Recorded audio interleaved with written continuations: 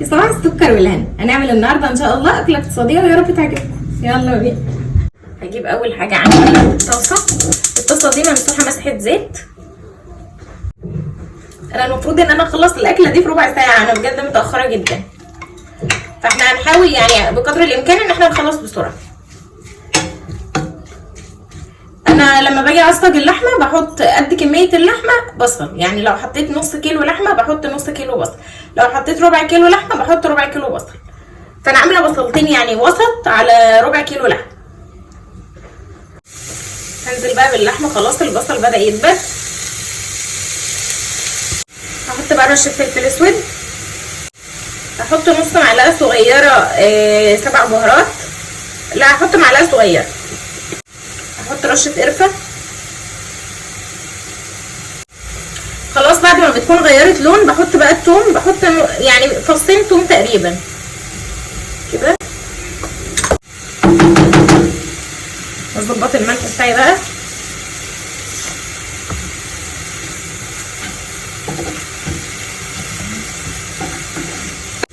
هحطها بقى هنا تنشف شويه. هحط بقى الميه تغلي هنا، هحط بقى الميه تغلي هنا علشان المكرونه، وقبل ما الميه تغلي يلا نضرب الطماطم.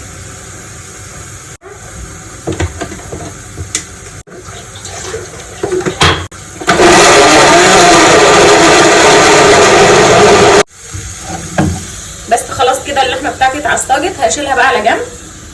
انزل بقى بالمكرونه. هحط المكرونه هنا علشان اعمل الصلصه هنا.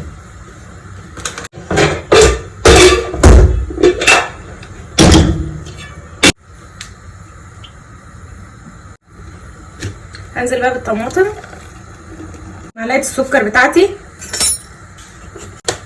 فلفل اسود، انا بصراحه بعز الفلفل الاسود قوي يعني، توم بودره، بصل بودره، بابريكا عشان اللون، واحده مرقه عايزين تستغنوا عنها عادي، وقلبي قلبي قلبي. طبعا كمان شويه كده بقى هظبط الملح بتاعها، انا عايزاها تكون متسبكه بس مش قوي، يعني نص تسبيكه كده. وهسلق المكرونه نص سلقه برضه علشان احطهم مع بعض كله في الطاجن ويدخلوا الفرن. خلاص الطماطم بتاعتي كده اتسبكت خلاص. هقفل بقى ده،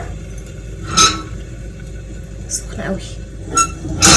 هجيب بقى اللحمه المفرومه بتاعتي اهي، ادي المكرونه. هنزل بقى بالمكرونه في الصلصه.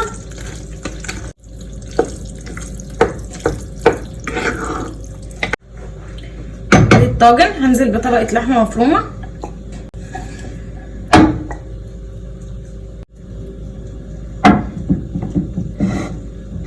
كبسها كده.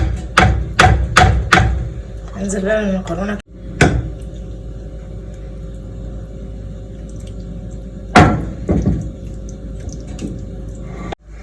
بس. يبقى كده خلاص الطواجن بتاعتنا بقت جاهزه اهي بالمنظر ده كده. هنزلها بقى في الفرن وبعدين نقلبها سوا. باي. يلا علشان نشوف الجريمه المره دي ايه. يلا نقلب سوا ونشوف. بسم الله.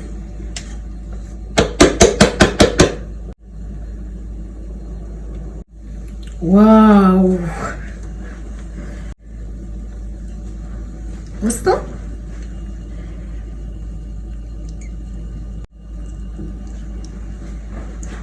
تحفه. جربوا بطريقتي وان شاء الله يعجبكم. لو عجبكم الفيديو اعملوا لي شير ولايك وسبسكرايب. باي.